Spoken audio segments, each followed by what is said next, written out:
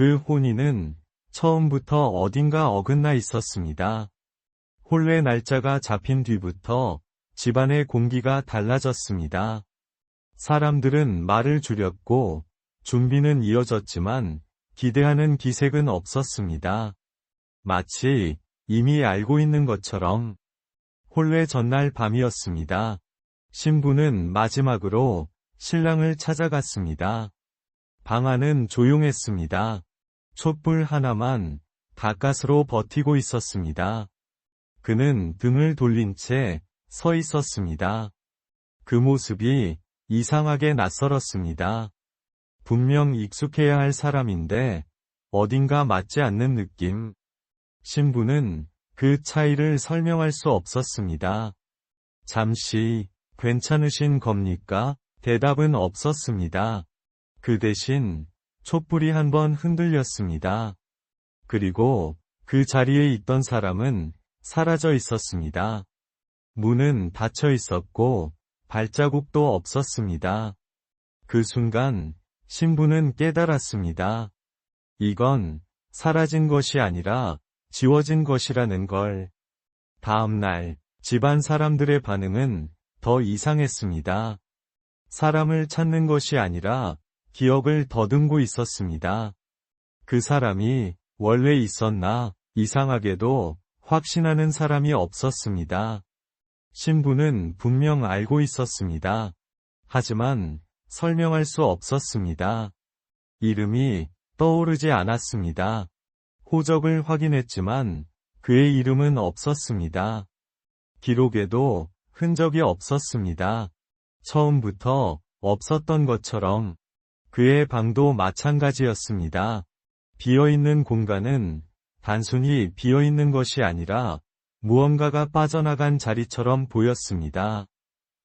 남아있는 것은 혼례 날짜가 적힌 종이 한 장, 그리고 번져 지워진 이름.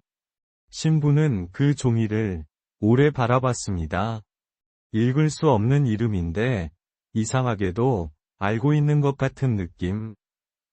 그날 밤, 혼례 준비가 다시 시작됐습니다. 누가 시킨 것도 아닌데 사람들이 움직이기 시작했습니다. 같은 자리, 같은 방식, 같은 순서. 하지만 하나씩 어긋나 있었습니다. 신랑의 자리에는 분명 누군가 앉아 있었습니다. 형태는 분명했지만 얼굴이 보이지 않았습니다. 보이지 않는 게 아니라 처음부터 없는 것처럼. 신부의 시선이 그 자리에 고정됐습니다. 그때 처음으로 들렸습니다.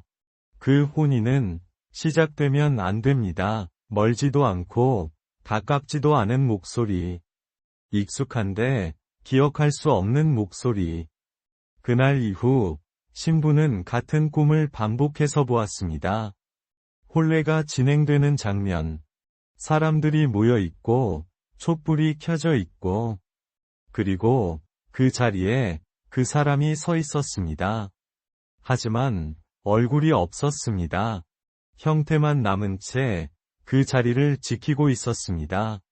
이름을 부르지 마십시오. 이번에는 분명하게 들렸습니다. 경고였습니다. 신부는 그 말이 누구를 위한 것인지 이미 알고 있었습니다. 하지만 피할 수는 없었습니다. 다시 밤이 왔습니다. 혼례가 시작됐습니다. 모든 것이 처음과 똑같이 진행됐습니다. 단 하나, 사람들만 달라져 있었습니다.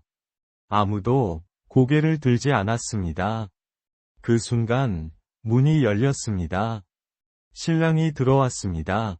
천천히 걸어왔습니다. 그 움직임은 분명 익숙했지만 사람이라고 느껴지지 않았습니다. 신부는 그 자리에서 움직이지 못했습니다. 그때 목소리가 다시 들렸습니다. 말하지 마라. 이름을 부르지 마라. 아주 짧은 말이었지만 경고였습니다. 신부는 알았습니다. 이미 늦었다는 것을. 그녀는 입을 열었습니다. 이름을 부르려는 순간 촛불이 꺼졌습니다. 어둠이 내려앉았습니다. 그리고 모든 시선이 신부를 향했습니다. 그제야 알았습니다. 이 혼인은 누군가를 없애기 위해 이어지고 있었다는 것을, 그리고 그 순서가 자신에게까지 왔다는 것을. 다음날 아침, 집안은 평소처럼 조용했습니다. 혼례 준비는 그대로 남아 있었고, 아무도 사라진 사람을 말하지 않았습니다. 단 하나, 종이 위의 이름만 완전히 지워져 있었습니다. 그날 이후 그 집에서는 혼인을 하지 않습니다. 밤이 되면 누군가가 그 자리를 다시 채우기 때문입니다.